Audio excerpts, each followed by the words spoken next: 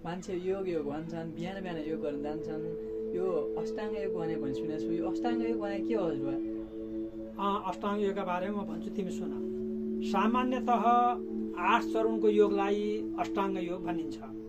ती 8 चरण के हुन् तिमीलाई थाहा नहुन सक्छ। ल सुन।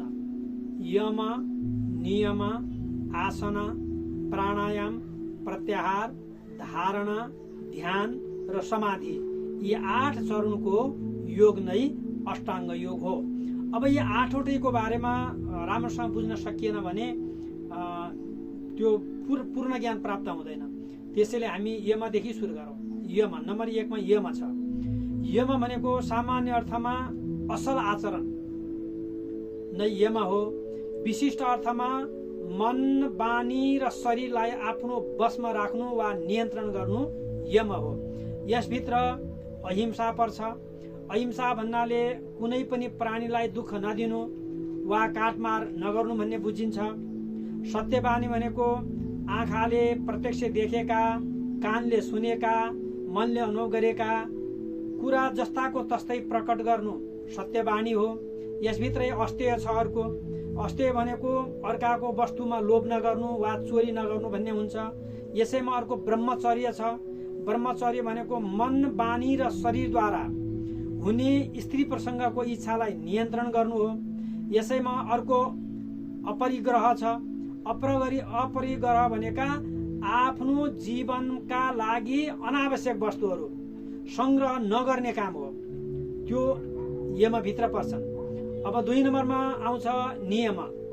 नियम भनेको कुनै प्रतिज्ञा गरेर वा कुनै व्रत उपासना गरेर वा कुनै आचार विचारले मनलाई बन्धनमा राख्नु नै नियम हो।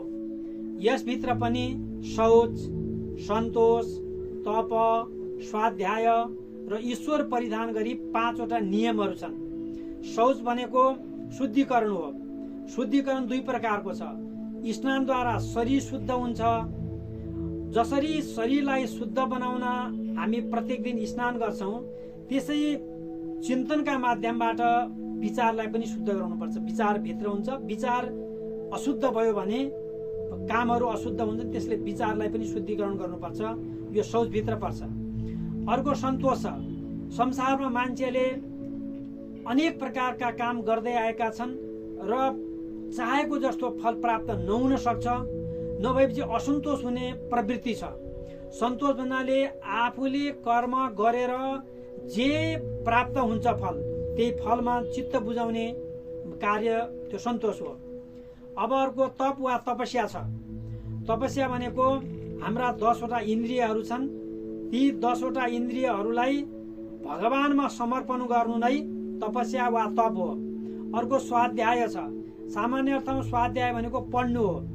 यहाँ स्वाध्याय भनेको आत्माका बारेमा गहन चिन्तन गर्नु नै स्वाध्याय हो। अर्को एउटा छ ईश्वर परिधान।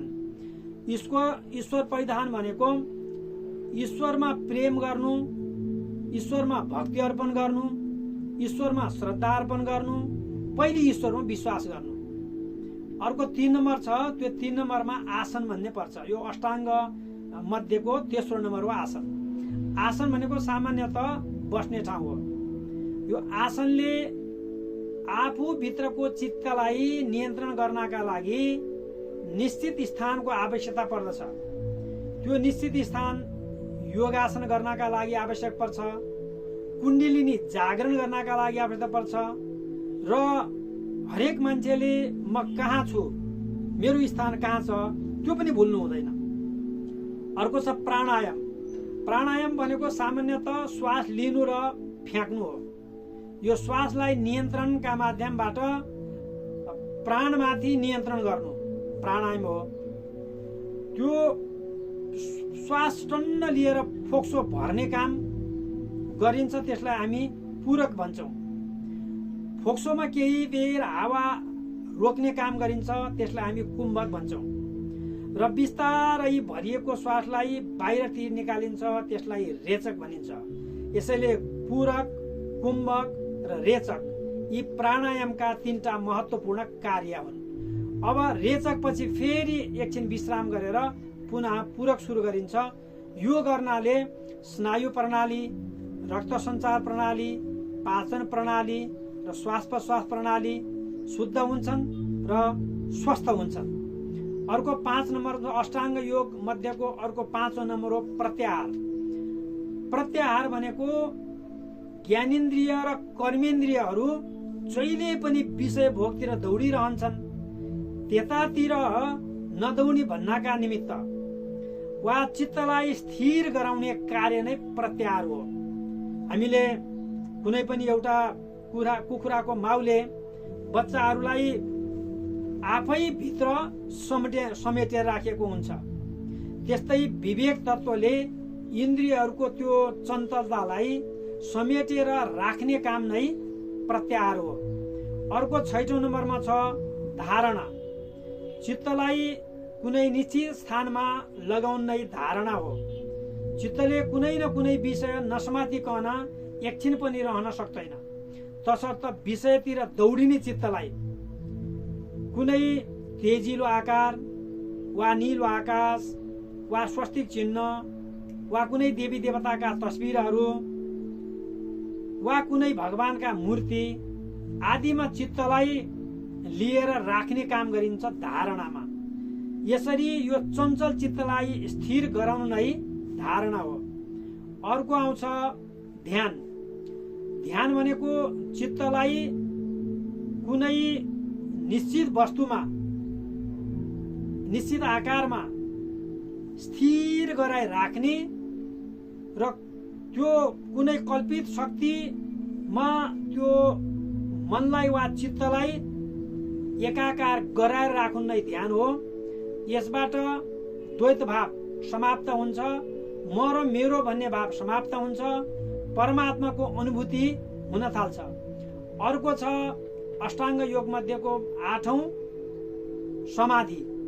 ध्यानमा बस्ने व्यक्ति आफ्नो अस्तित्वलाई बिर्सेर परमात्मामा चित्तलाई समर्पण गर्ने काम गर्छ भने त्यो समाधि हो। हाम्रा ऋषिमुनिहरू समाधिमा बसेर आफ्नो भौतिक शरीरलाई बिर्सेर आफूभित्रको त्यो ऊर्जा र तेजलाई परमात्माको अंशमा मिलाउँदै घण्टौँसम्म बसेका, तपस्या गरेका उदाहरण पनि हामीले हाम्रा पौरस्त्य ग्रन्थमा, पौराणिक ग्रन्थमा हेर्दै र सुन्दै आएका छौँ। त्यसैले यो समाधिको अवस्थामा देहको भान हुँदैन, शरीरको भान हुँदैन, इन्द्रियहरू सबै शिथिल भइसकेका हुन्छन्।